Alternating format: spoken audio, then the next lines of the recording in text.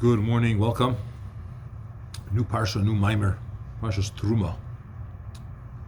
In this Parsha we speak about the beauty of the Mishkan, the instruction to build the Mishkan, the details of how it's built, the many different materials that are used, and in general this concept that Hashem dwells among us. So the pasuk says, "Mi tencha ka'achli." It's a request, a hope, almost a bemoaning. When will it happen that you are going to be like a brother to me? What's this expression? When are you going to be like a brother to me, or when are you going to give to be a brother to me? This is the request of the collective of the Jewish people to Hashem, al zman hagolos, for the time of Golos. Because in the time when the Beis Hamikdash was existing, when we had a temple in Yerushalayim, Nikru Yisrael Achim Lamokim, the Jewish people are called brothers to Hashem. It's an expression of a closeness. We have many different ways that we discuss or describe the relationship between Hashem and us. It's a father and a son, it's a king and a queen, it's a groom and a bride. There is also the expression of brothers. So when we have the Beis Hamikdash, we're called brothers to Hashem. We say in Tehillim, for the sake of my brothers and my close ones. So there's this term of brothers. And after that verse in Tehillim, when it says, for my brothers, it says, L'man beis Hashem Elokeinu, for the home of Hashem. So you see that the home, the temple, is connected to the expression of us being brothers of Hashem. Kilemar, meaning as follows. A masai nikraim achim, when are they called brothers to Hashem? Bizman shebeis hamikdash kayim, when there's a Beis Hamikdash in existence, we're called brothers of Hashem. We are always Hashem's children, whether there is a Beis Hamikdash or there's not a Beis Hamikdash. We're always his bride, we're always his queen. The expression brothers refers or is reserved for when there is a Beis Hamikdash. And therefore, and that's why now, post the destruction of the Beis Hamikdash, we're asking who is going to put, or really when, but the literal is who is going to give me to be like a brother? When are we going to restore that status, or that time when I'll be like a brother to, we'll be like brothers to Hashem? What's the idea? Why is the Beis Hamikdash unique in this sense of being brothers to Hashem, or being the time when we're referred to as brothers? Because in the Beis Hamikdash, in the Kodesh HaKadoshim, in the Holy of Holies, there was the Kruvim. On the Arim, which was the ark that housed the Luches, the tablets, it was in the Holy of Holies. On top of it, there was a cover, and on this cover, made out of gold, were two faces. It was a blend between a boy and a girl, meaning children, and angels. So the face of it was like a child, but it had wings, and these two, let's call it children, were facing each other. Now they were like brothers. It says, Ufneim ish al achiv, and their faces are one, a man to his brother. V'neksiv, and it says, V'asisa shnayim kruvim, you should make two kruvim. Kruv echad mikatzem izechulu. There are two kruvim, krubs, or these depictions of a child. Make two of them, and they should face each other. Now, let's explore what kruvim is all about, what it represents, what's the deeper significance of these kruvim. Obviously, there's no images, and there's no people. You're talking about the Holy of Holies, but carved out of gold was an image, or not a statue, but a makeup of what had a similarity to the face of a child. So the idea of kruvim is based on what Chazal tell us, Hanu pnei kruv, Hanu pnei adam. The face of the kruv was the face of a person, ape ravrevi ve'ape zutri. Face of the large or the big, and face of the small. There's the big one and the small one, meaning it's a mirror, so to speak, of what's going on in a spiritual revelation referred to as faces of man. When Yecheskel had the prophecy of the Merkava, he saw a revelation of godliness. This is not God, it's a revelation of godliness, and it was like a wagon, and on this chariot there was a face of a man, a face of an eagle, a face of so on and so forth. We need to understand what's this concept. Face like a face of man. Hashem has no body, as we know. and obviously he has no face. What's even this expression or this comparison of face, of body? The idea is that man is a way that you refer to Torah. Torah is called man. Zeis Torah Adam. Uchsiv, and it says V'zeis Teras Ha'adam. This is the Torah of the man. So it's true Hashem doesn't have a face, but Torah is described as a human or as a person. Chazal tell us that the entire Torah is names of Hashem. So Torah being names of Hashem, and Torah being referred to as man. And in Zayar, the 10 spheres that we refer to very often about, the 10 levels of how divine energy comes into this world, it's referred to as the secret of Hashem's name. Okay, so we have we have many different expressions how we refer to Torah as man, we refer to names of Hashem, we refer to Kruvim as being a face. How does all these things come together? The Indian idea is it's similar to the name of a person. Just like when you call a person Avram or Yaakov, just like when you call a person, you call him Avram or Yaakov. If I call you Avram, it doesn't affect your essence. The fact that I'm referring to you as Avram. Now, we know that the name of a person represents his neshama, because it's a flow of energy. But the fact that I call you that doesn't change who you are. You could come tomorrow and say that your name is Yaakov. It's not going to change. It's not negel mahosei atzmusei. Sha'atzmusei mahosei shel adam ha'seichel ha'midas shalei. What's your essence? It's your intellect, meaning your capability to have intellect, and your midas, your character. That's who you are. Seichel and midas of the neshama. Your name is just a reference. It's not who you are. What's the proof? Because your seichel and midas, they relate to you even when you're on your own. Right? Whether I'm with people, whether I'm referred to or not referred to, the way that I think, or the capability to think, and my character, my midas, that's me, and it's always with me. My name, on the other hand, you don't need your name when you're on your own. My name is for other people to refer to me, but to myself, I don't need a name. It's only his external part of him. Through that, he turns to those that call him by name. So, because in society, I need to have a way to respond or to know that you're referring to me, so we use names. But essentially, a name is not essence. Now we're saying that all the Esesphires are names of Hashem. At the sales show. Yes. No, but it's not your essence. I mean, we can use numbers. No, that's what we're saying. The point is, you could use anything. What we're getting at is that you referred to, the Zohar says, that the 10 spheres are all names of Hashem. By saying that it's names, you're essentially implying that it's not really him. It's a reference. How to refer to a certain level of him, it's not him. Similarly, regarding Hashem, even though supernal chachma, how much more so, higher midas, which is lower than chachma, because first comes intellect, then comes midas. They are not even comparable to the essence of Hashem. What's chachma of Hashem, midas of Hashem? It's not his essence. This is something which comes from him. It's like a name of a person. It's not him.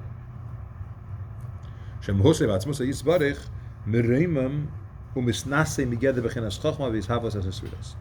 the Mahus and Atos of Hashem is exalted and elevated from the category of level of Chachma and being referred to as Esesvides. Nikra Raza Dishma Kadisha. It's called the secret of the holy name. Again, name is not him. Name is at best a reference, an external term for others. Shurak b'chinas ha'ora ba'alma, it's only a shine. She'ena negei la'atzmos. So we're establishing that Sfiros are called names because just like names, they're not you. Similarly, Hashem's midos, his Sfiros, including Chachma, is not his essence. Which is very telling, because if we're trying to understand the interaction of Hashem with this world and how he, which levels of energy he uses to create it, it's not going to be his essence. We could reach his essence and we could have a relationship with his essence, but don't get confused and think that midos are him himself. Now, notwithstanding, there's nothing that is outside of Hashem, right? So obviously, everything's Hashem, but we want to get to the bottom of it and say where's essence and where is just shine. It says Hashem with Chachma. When the pasuk says Havaya b'Chachma, it means Hashem with Chachma founded earth, meaning He created the world. What you're saying is that in Chachma, it's a shine of Shem Havaya. Now we know that Shem Havaya is Yud Kei Vav Kei. It's Haya Heva V'Yiyeh Ke'echad. Was, is, and will be, past, present, and future. It's obviously a level that's beyond this world, but he enclosed this level of Havaya in a level referred to as Chachma, which is wisdom, intellect, and from there, and going down a few more levels, we created a world. Am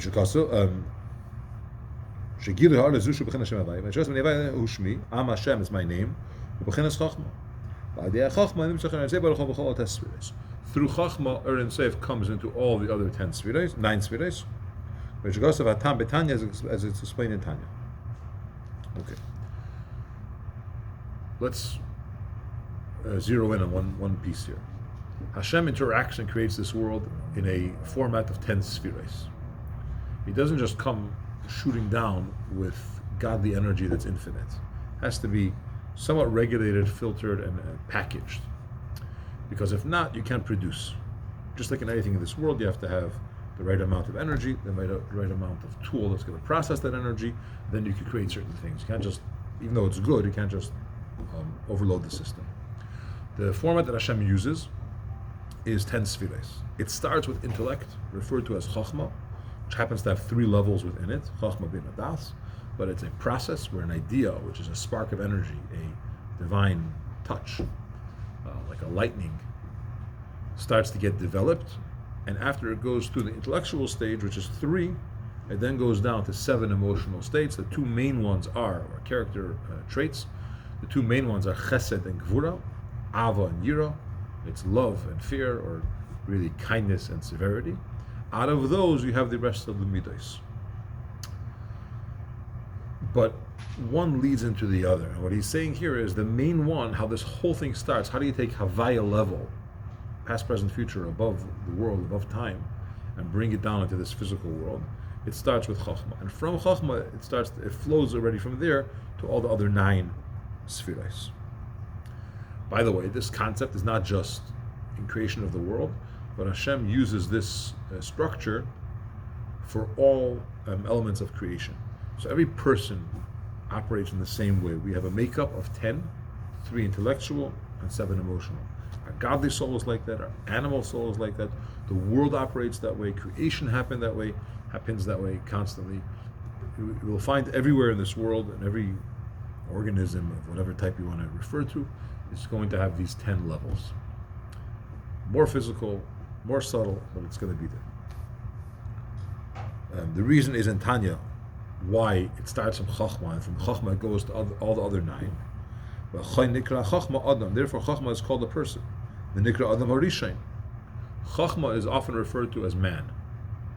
And in a sense, what's our uniqueness, human being over others, other creations, is the ability and the level of intellect. Animals have a certain sense, they understand, they perceive, but it's not referred to as wisdom, the way that it's more instinctive, the way that a human being has that ability. And not just Adam, but it's referred to as Adam Harishain, the first man. We use the term first man as Adam, right? The first human being that Hashem created. But here we're saying if everything starts from Chachma, and Chachma is called Adam, the first is Chachma, meaning the first flow, transmission of energy, of godliness is Chachma. Adam Arishan, first Chachma. Yeah. Ubizayar, how do you refer to Adam Arishan or Chachma? Nikra Adam Kadma'a, the original man, which means the first one. Ki Reishis Chachma Ksiv. It also says in Tilim, Reishis Chachma, the beginning is Chachma. We don't have it in our Nusach, but other people do. They say in the morning by Meidani, they say Reishis Chachma Yiras Hashem. The first intellect is fear of Hashem. The first wisdom is fear of Hashem. But the point is, you see this reference of Chachma being Reishis. The first thing is Chachma. We had in last Maimer that we were learning that Midas have to be an outcome of intellect. If you have an emotion that's not produced from the intellectual levels, it's at best a figment, if it's even going to happen, and it doesn't last. He referred to it as miscarry, God forbid. It's not real. Why? Because if it doesn't start with Chachma, meaning it's not based on something, it's a fleeting feeling, and it's going to be gone. If it even happens. What's an analogy of this concept? That it all starts with Chachma. From the extension of the light and the chayas of the neshama in the body.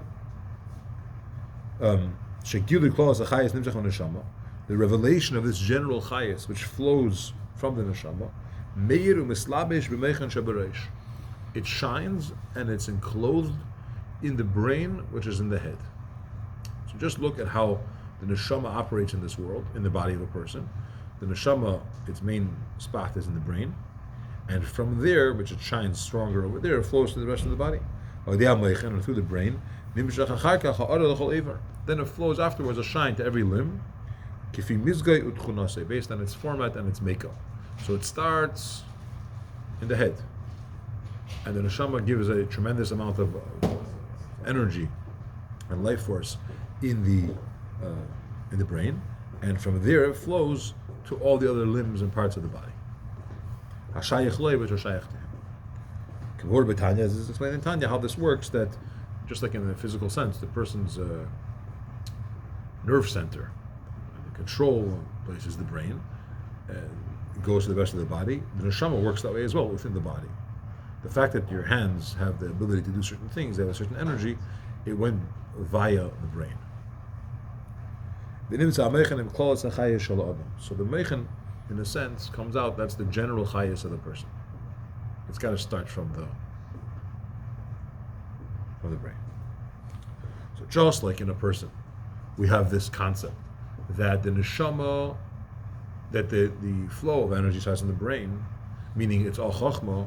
Similarly, l'mayla, it starts with chachma as well. Chachma being intellect, brain being intellect. By the human being, the neshama's energy and life is through the brain. Similarly, Hashem's energy into this world goes through the brain level, which is referred to as Chachma. It's always going to start from Chachma. The rest is already just not leftovers, but it's a shine of a shine of a shine, and then you go down.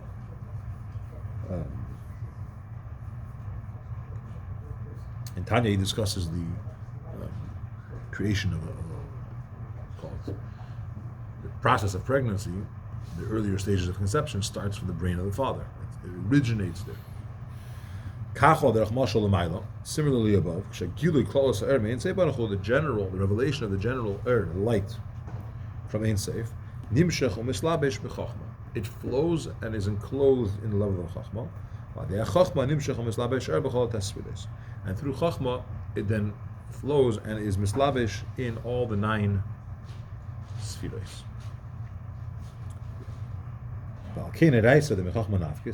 Therefore, Torah, which we know in Zohar, Torah comes from Chachma, from the level of Chachma of Hashem.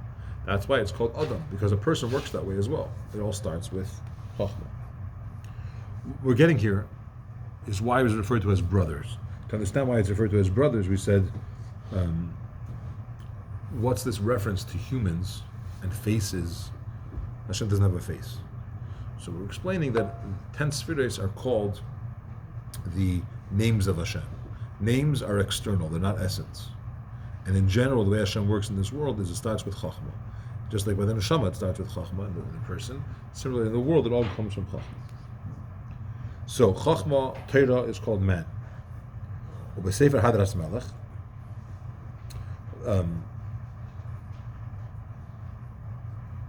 This is what it means, that Torah connects with Hashem. Because if it's all about Chachma, and Torah is Chachma, that's the original spot, so to speak, where it starts to flow into this world. That's where through Torah you connect with Hashem, because that's the closest, so to speak, to Him. This level of Adam that we're referring to, Nikra Adam HaGodol, it's called the great man. Hashem is called, Torah is called man. Well, what's this idea of man? It's called the great man. And it's called the big face.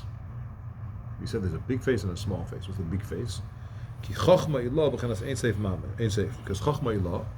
when you say there's a supernal level of Chachma, it's Ein Seif. To his knowledge, there's no fathoming. You can't reach it. Rambam explains that human beings, you have a concept, an idea. You have the tool that I have to process this idea, which is the brain. Then you have the person that's doing it.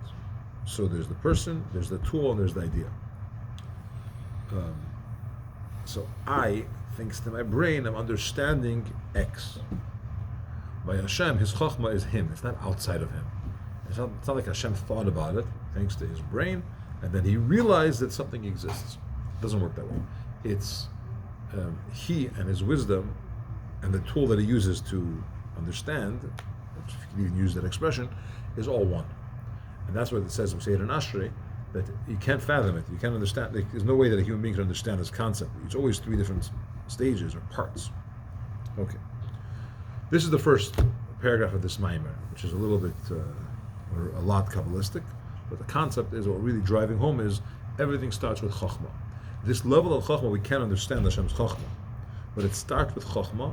That's the beginning of the flow. That's how it goes from there into the other 9 spheres. Torah is referred to as Chachma. Man is referred to as Chachma. The flow of energy within the man also works that way. And that's why you find these terms of names and faces and large and small, because it's all analogies for godliness, the infinite level of godliness coming into this world to sustain it, to create it, to operate it, and so on. So this whole thing that we just said, Achzehu HaTorah K'meishi L'mayla, all these expressions is about the Torah the way it is in Shamayim. In the supernal state, it's referred to as all the above.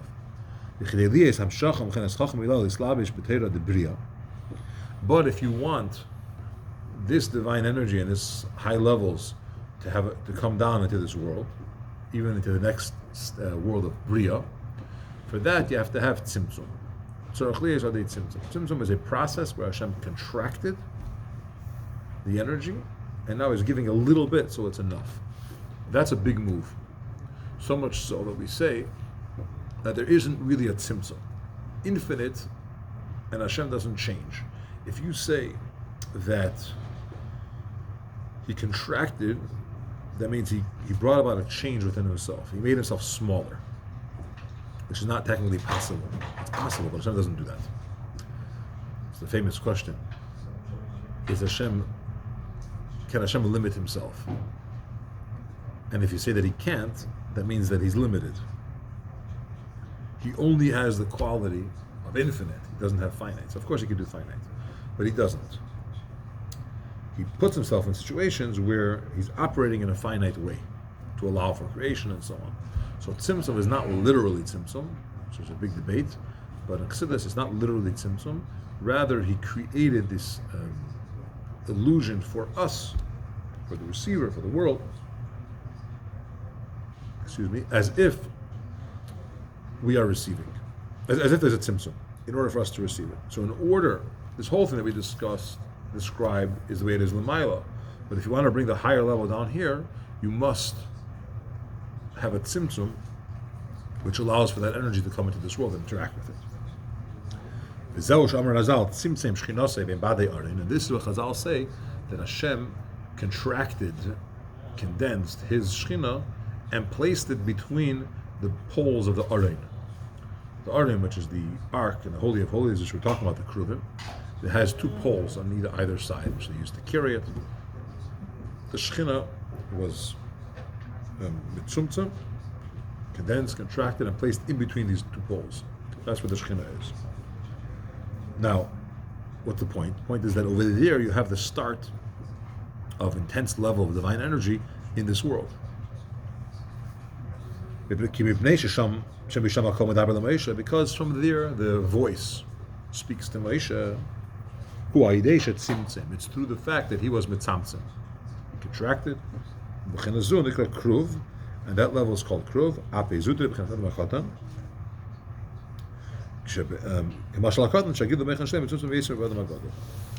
You have two beams, right, of the Aron. Then you have the center of the Aron. What do you have there? You have two kruvim. And that's why it's called small face. Because what you have here, you have a small level of godliness, in the sense that it's condensed with tzumtzum, in a way that now you have a voice of Hashem is speaking to man. Obviously, Hashem doesn't speak. So it means that it was contracted in such a way, and now it's able to do that.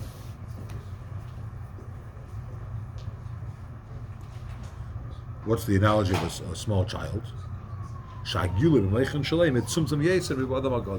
The revelation in the meichen of a child is more mitzumtzum than by a big person. If you want to describe where do you have tzimtzum, a little child, you have everything, all the capabilities to operate a body, thank God, is there, but it's in a much more concentrated and condensed way. The child's not understanding things, typically expressing things and so on. That's what it means, one kru from this side, which is a flow from above to below.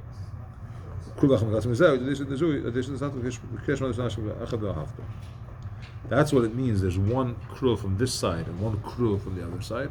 One kru is the divine flow from above to below, and the other one is the reciprocal response, where a person says, I want to give up my life to Hashem, which is the feeling of Mesiras Nefesh of Shema. When a person says in Shema, Hashem Echad, and he says, what he's saying is that even if Hashem takes my life, I'm completely given over to Him. Where does that feeling come from? Because it comes from the fact that there's a flow from above, which is coming towards me. I'm responding in that way. Through Shema Yisrael, when a person contemplates, how is this the fact that, not how, but he contemplates that Havaya Echad, Hashem is one. And the Havaya Hashem says, I don't change, meaning He's perfection, the ultimate, the infinite, doesn't change.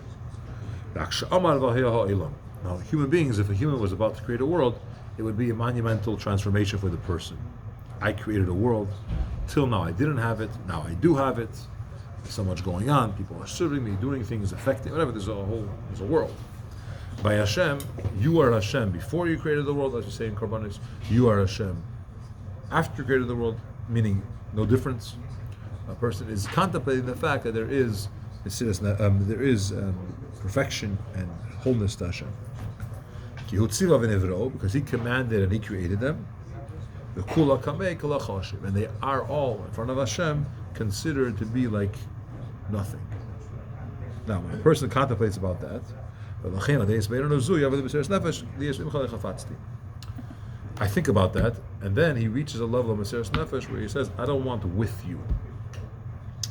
If I don't realize that and I say, well, this is a huge level of godliness, that's a huge level of godliness, I want this, I want that, this is amazing, this is exciting, I want to interact with this, with that, that's very good.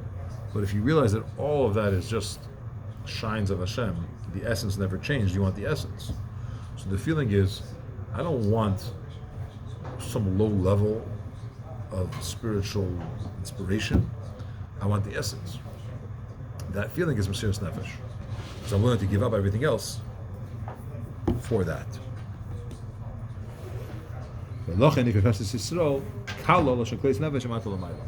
This is why the collective of the Jewish soul is called Kala. Kala means a bride, which is a beautiful expression of the relationship between Jewish people and Hashem. But Kala also means Klois HaNefesh, the expiration of the soul. Meaning the neshama is just like being consumed is really the translation of Kles, consumed by Hashem. Kala expresses that feeling of I want Hashem. Why? Because of this divine energy which is flowing, producing a feeling within the Yid of what it's really about, and there's the Hisbainos, and I recognize it's all about Hashem, and that's all I want, all the way to Mesiras Nefesh, that causes that. Chasidus once told that he was participating in some debate